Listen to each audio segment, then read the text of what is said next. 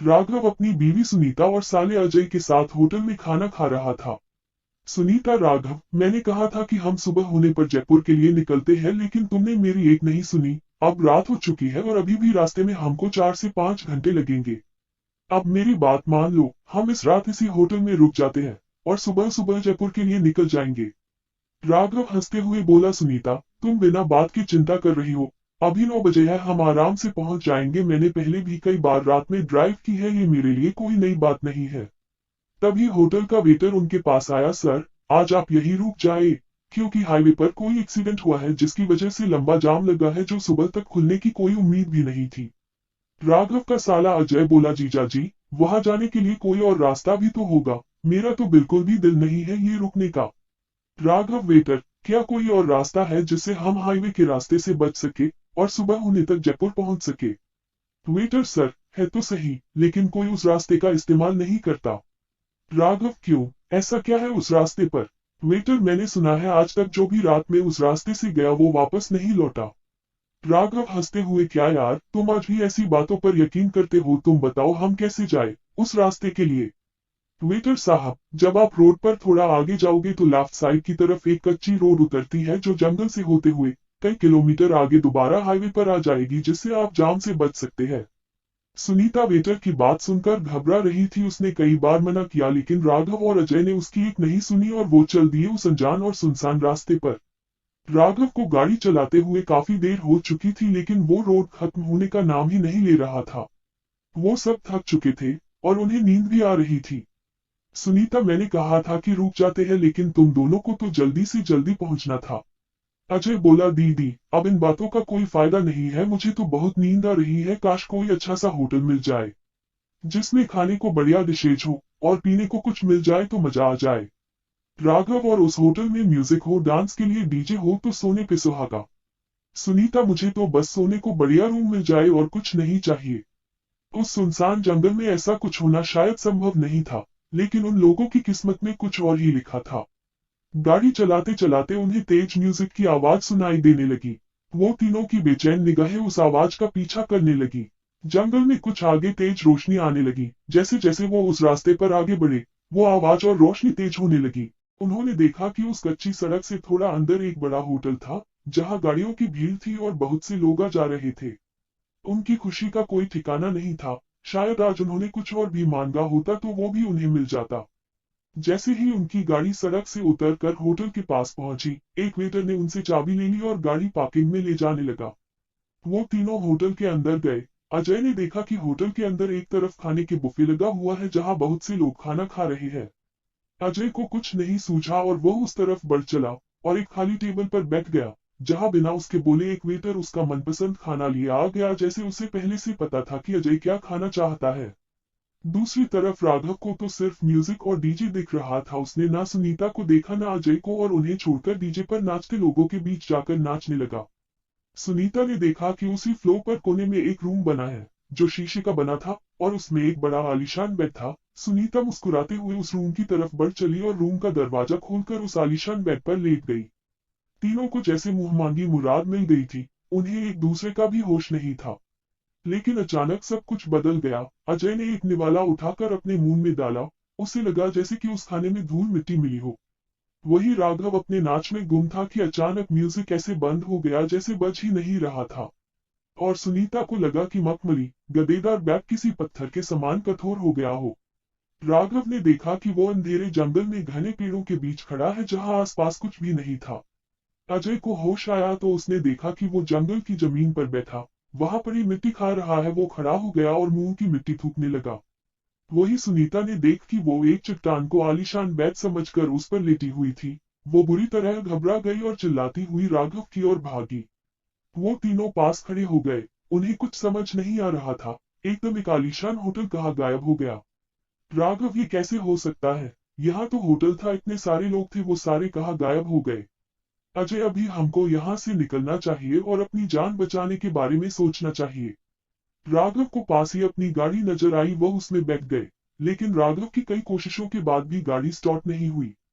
उन्होंने देखा कि जंगल में उनकी गाड़ी के आगे एक काला साया खड़ा था, जिसकी आंखें चमकती हुई बिल्कुल सफेद दिख रही थी। वो तीनों उस साय को देखकर बुरी तरह डर गए और गाड़ी से निकलकर भागने लगे। लेकिन अजय वहीं गिर गया और जब वो खड़ा हुआ तो वो साया उसके सामने था।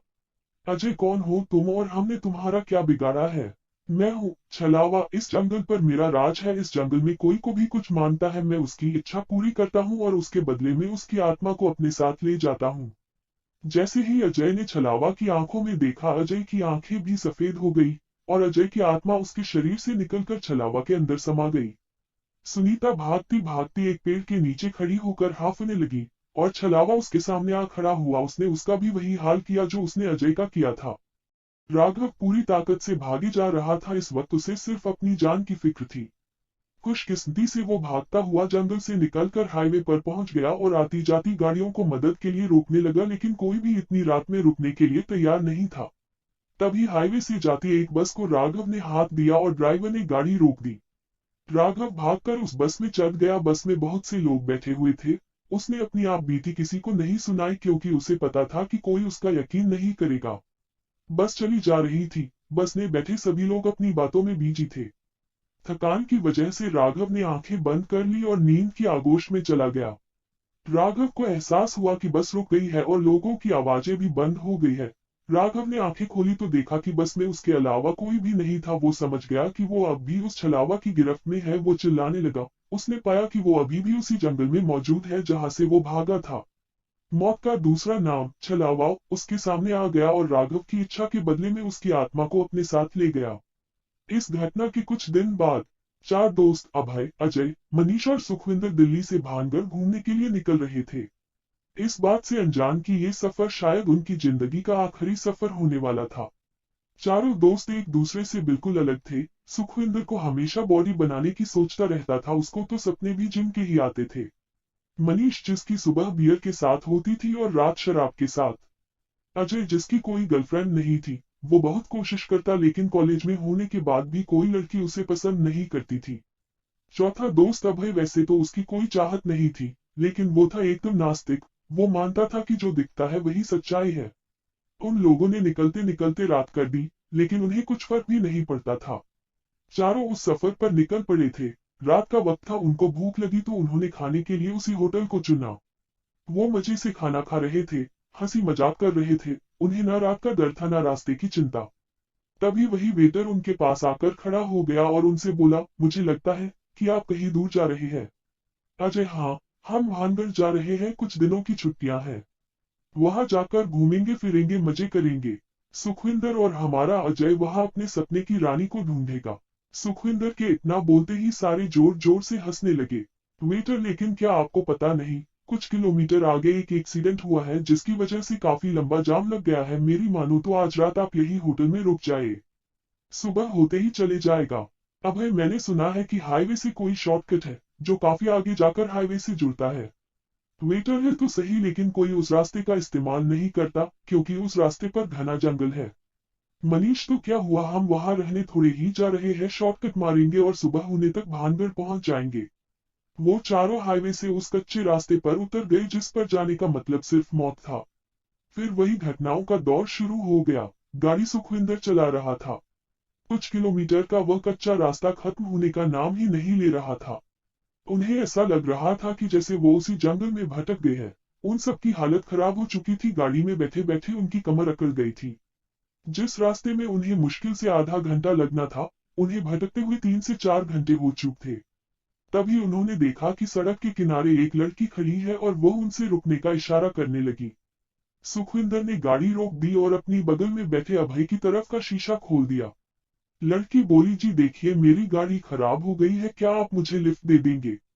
आप मुझे हाईवे के किसी होटल तक छोड़ दीजिएगा, मैं सुबह अपनी गाड़ी ले जाऊंगी। उन्हें कुछ गलत नहीं लगा, शायद छलावा का तंत्र शुरू हो चुका था। पीछे बैठे मनीष और अजय एक तरफ खिसक गए और वह लड़की अजय के पास बैठ गई। उस लड़की के छूते ही अजय अपने ख्याली पुलाव बनाने लगा। वो लड़की भी अजय को देखकर मुस्कुराई, जिससे अजय को लगा कि आज उसकी खोज खत्म हो जाएगी। अजय, आप इतनी रात में कहाँ जा रही थी? लड़की बोली, मैं घूमने के लिए जयपुर जा रही थी। मेरे कोई खास दोस्त नहीं है, इसलिए मैं अकेले ही निकल जाती हूँ, इस उम्मीद से कि शायद कभी तो मुझे मेरा हमसफर मिलेगा। इतना बोलते ही अजय और वह लड़की एक दूसरे को देखकर मुस्कुराने लगे और उस लड़की ने अजय के हाथ को थाम लिया। अजय को छोड़कर बाकी तीनों दोस्त थकान से चूर थे और नींद उन पर भारी पड़ रही थी। तीनों अपने शौक और चाहत के बारे में सोच रहे थे कि अचानक उन्होंने देखा कि सड़क से कुछ हटकर एक बड़ा शॉपिंग कॉम्प्लेक्स है। वहां इतनी भीड़ जैसे किसी शहर की मार्केट में होता है। उन्हें तो जैसे स्वर्ग मिल गया हो। बिना कुछ बोले सुखविंदर ने गाड़ी कच्ची सड़क से नीचे उतार दी। सुखविंदर खुशी से चिल्लाया, वाओ, बॉडी जिम, वो भी इस घने जंगल में। मेरा तो काम हो गया, तुम सब अपना देख लो। सुखविंदर भागता हुआ उस जिम के अंदर चला गया जहां अनेकों लड़के लड़कियां एक से एक एडवांस मशीनों पर एक्सरसाइज कर रहे थे। वहां का जोशीला म्यूजिक सुखविंदर को और भी जोश दिला रहा था।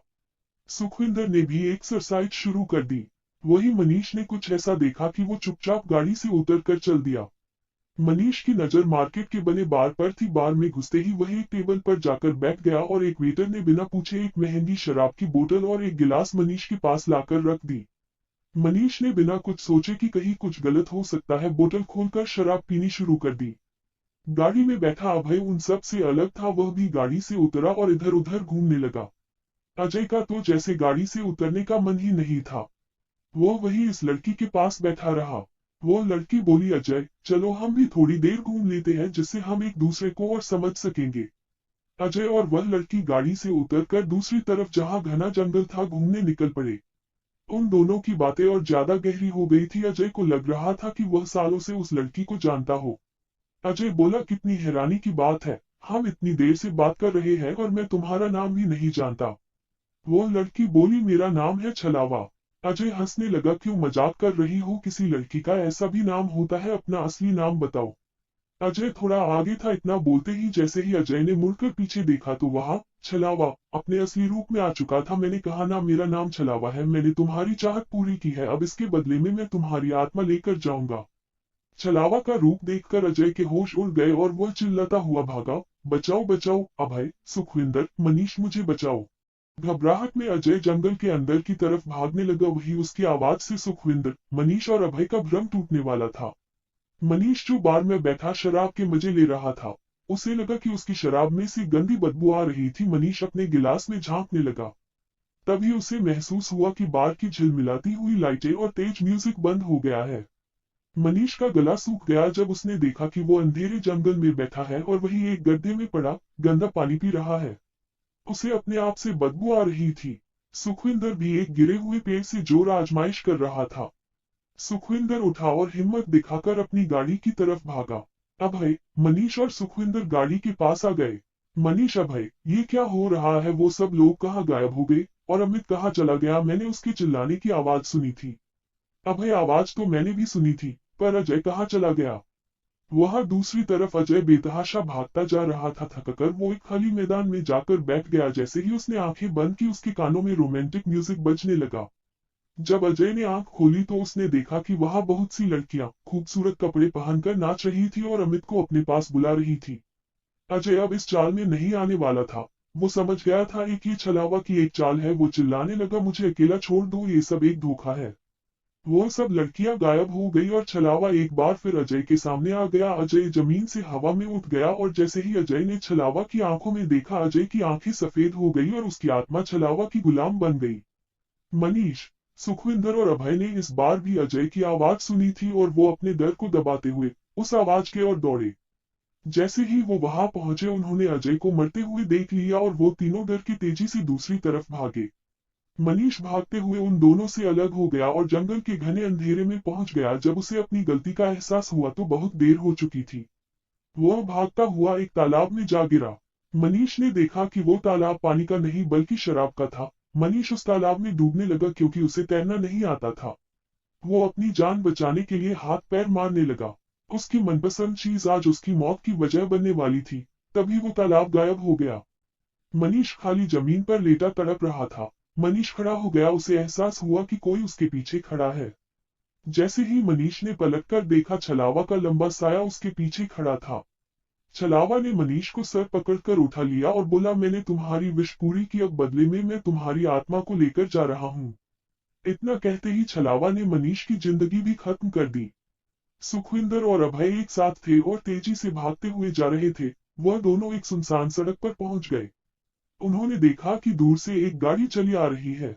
उन दोनों ने आगे आकर उस गाड़ी को रुकवा दिया। गाड़ी ने तेजी से ब्रेक लगाए और वह दोनों उस गाड़ी से टकराते टकराते बचे। वह पुलिस की गाड़ी थी। उसमें से एक इंस्पेक्टर उतर कर आया। तुम दोनों का दिमाग खराब हो गया है क्या? मरने में लिए मेरी ही गाड़ी मिली थी। अभय, इंस्पेक्टर साहब, हमको बचा लो, जंगल में भूत है जिसने हमारे दोस्तों को मार दिया है और वो अब हमारे पीछे है। इंस्पेक्टर, जंगल में भूत? मुझे लगता है कि तुम दोनों ने कोई नशा कर रखा है और तुमने अपने दोस्त के साथ कुछ कर दिया है। अभय, नहीं इंस्पेक्टर साहब, हम सच बोल रहे हैं। इंस्पेक्टर, चुप रहो और गाड़ी में पीछे जाकर बैठो। अभय और सुखविंदर गाड़ी में बैठने जाने लगे, तभी इंस्पेक्टर ने उन्हें आवाज दी। जैसे ही उन्होंने पीछे मुड़कर देखा, इंस्पेक्टर वहां नहीं था और गाड़ी भी गायब हो चुकी थी। वो दोनों समझ गए कि ये छलावा का ही एक तंत्र था। सुखविंदर रोते बिलखते वहीं बैठकर अपनी मौत का इंतजार करने लगा। अभय, जिसने कभी भगवान या भूत में विश्वास नहीं किया था, लेकिन आज उसे एक शैतान का सामना करना पड़ रहा था। अभय को अपनी माँ की बातें याद आ रही थी, कैसे उसकी माँ सुबह शाम हनुमान चालीसा का जाप करती रहती है। उसे समझ आ गया था कि अब एक ही शक्ति उसे इस शैतान से बचा सकती है।